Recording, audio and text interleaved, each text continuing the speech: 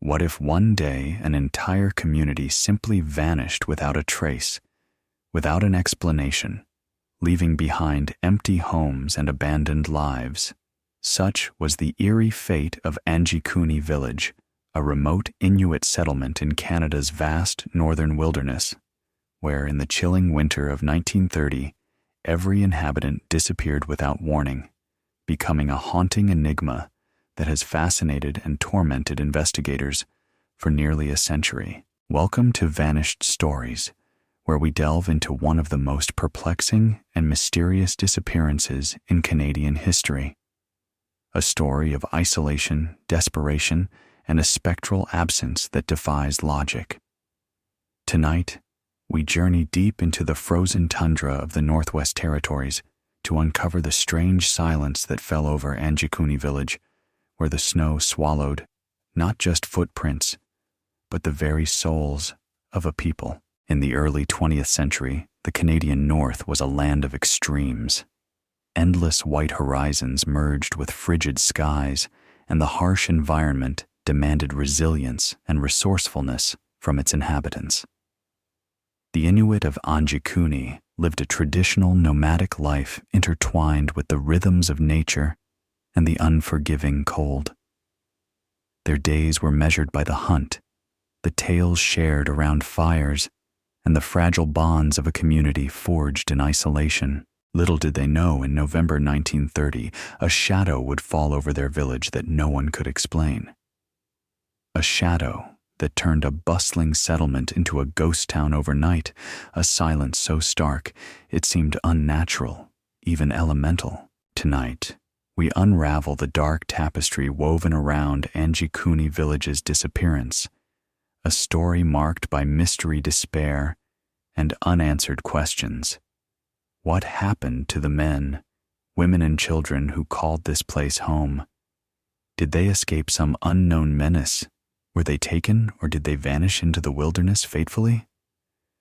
Or does their story hint at something far more chilling, something that lingers still beneath the winter ice? Join us as the frozen winds of the Canadian North whisper secrets of a vanished community, and as we step carefully into the shadows of history to uncover a tale that refuses to fade. Anjikuni Village, nestled near the barren shores of Great Slave Lake, was a small, tight-knit community. With just over 100 inhabitants, this Inuit settlement was a haven where survival depended on cooperation, knowledge passed from elders, and an unwavering respect for the land. The people lived simply yet harmoniously, their lives rich with tradition and resilience. Among them was Tukak, a respected hunter in his mid-30s, known not just for his skill with the harpoon, but for his deep connection to the community's spiritual roots. Kalak's days began before dawn, venturing into the icy wastes to hunt caribou and fish beneath the frozen lakes, always returning to share his spoils with neighbors and family alike. His wife Anana was a caretaker of the children and keeper of stories, nurturing the village's heritage in songs and tales. The village itself was comprised of modest igloos, interspersed with wooden structures hastily constructed against the biting wind. Fires smoked gently at hearths, signs of life against the stark white landscape.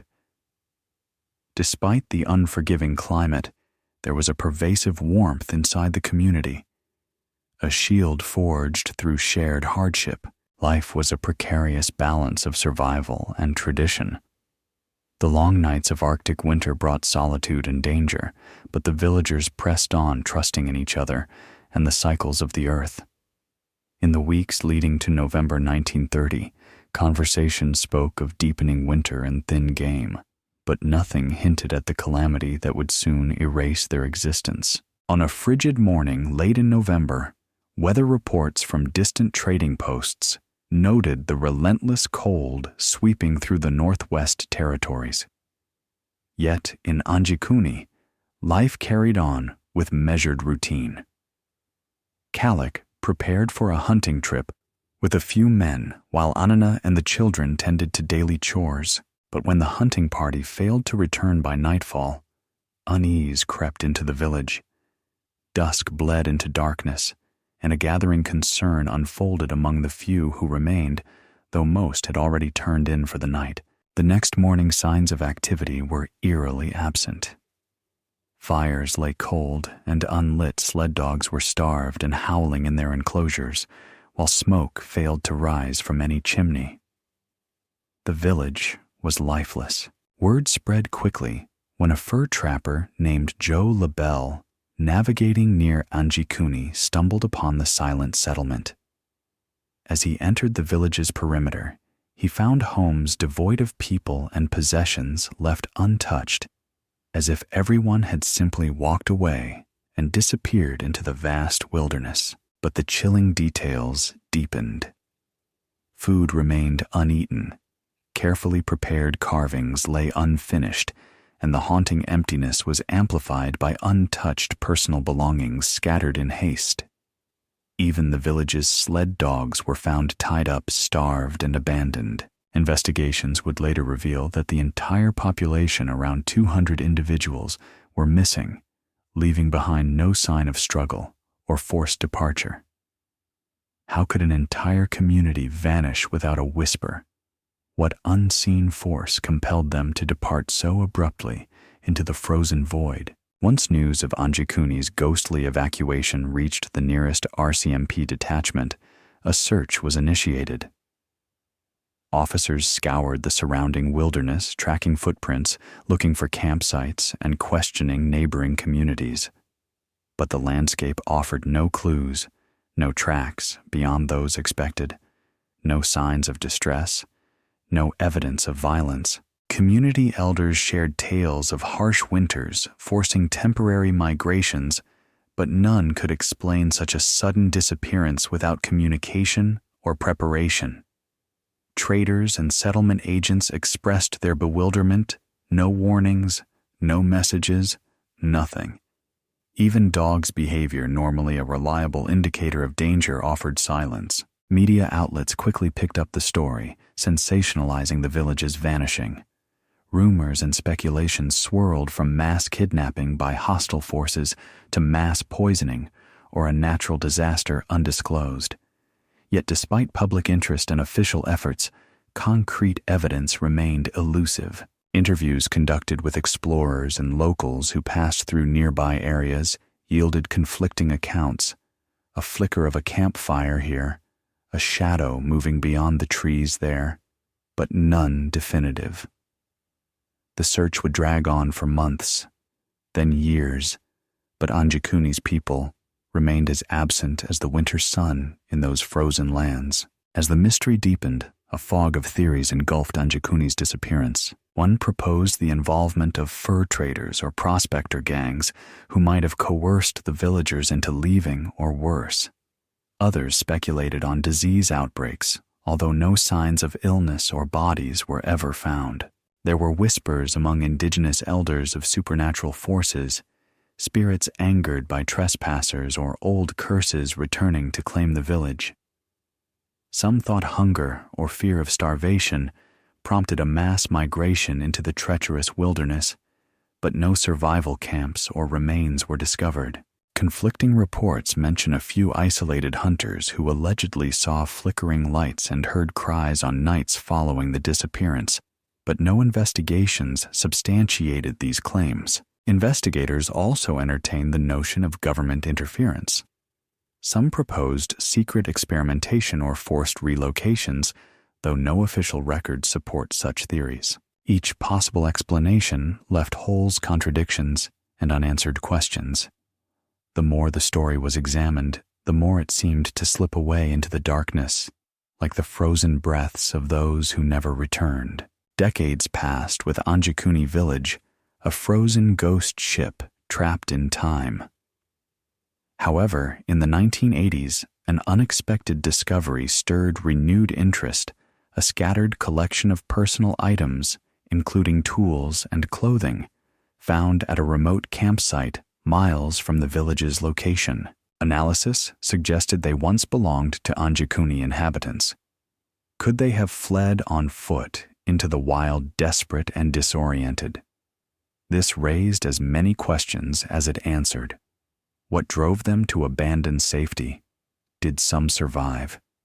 And if so, where? In 1999, a historian unearthed forgotten archival documents indicating that the region had recently become a contested zone due to mineral exploration. Mining companies had begun encroaching on traditional lands, stirring tensions. Furthermore, some oral records hinted at clashes with rival indigenous groups or desperate bandits. Could such strife have spurred the villagers' flight? But again, no evidence of violence surfaced. The most jarring twist came when an elderly Inuit storyteller many years later recounted a legend of a great blizzard and a mysterious unearthly light that swept the village, a remnant of ancient cosmic events or a collective dream that swallowed them whole.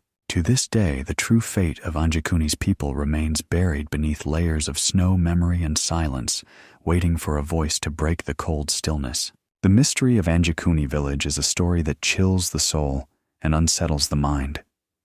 An entire community vanished overnight, leaving homes, hearths, and dogs behind, as if swept away by an unseen hand.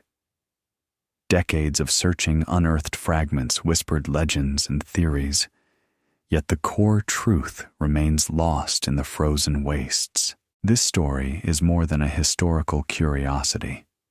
It touches the fragile human heart, our fear of isolation, the unknown forces beyond our control, and the haunting void left when a place once alive becomes eerily still.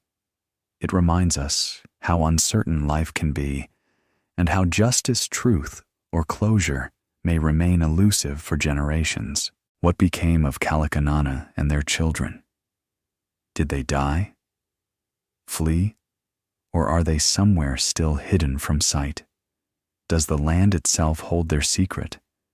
Or has time buried it with frost and shadow? In the end, we must ask ourselves, do vanished souls ever find peace?